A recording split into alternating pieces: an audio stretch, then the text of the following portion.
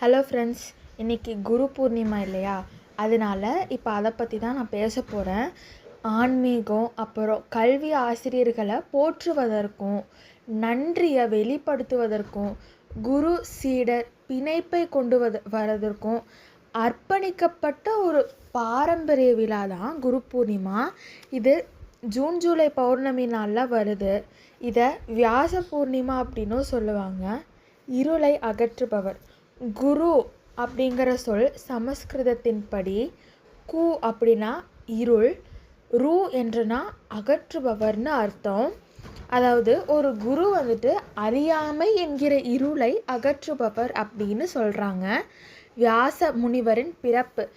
வேதங்களை தொகுத்து மகாபாரதத்தை எழுதி நமக்கு மிக அடிப்படையான நூல்களை எழுதினது வியாசர் தான். அவரோட பிறப்பை தான் வந்துட்டு நம்ம குரு பூர்ணிமாவாக கொண்டாடுறோம். யோக மரபில் ஆதியோகி.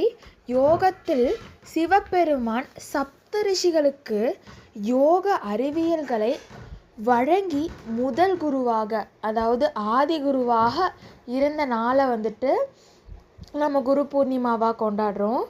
பௌத்த பாரம்பரியம். அதாவது இந்த பௌர்ணமி நாளில் சாரநாத்தில் அவங்களுடைய முதல் சொற்பொழிவை ஆற்றிய கௌதம புத்தரை கௌரவிப்பதற்கான பௌத்தர்கள் இந்த நாளை அனுசரிக்கிறார்கள். மரபுகள். சீடர்களுடைய காணிக்கைகள்.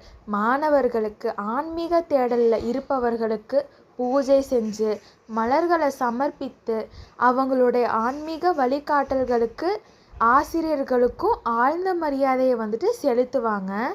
சத்சங்கங்களுக்கு விரதமும்.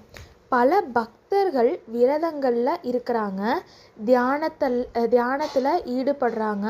அது மட்டும் இல்லாமல் ஆன்மீக கூட்டங்கள், அதாவது சத்சங்கங்கள், இதிலெல்லாம் வந்துட்டு கலந்து கொள்கிறாங்க.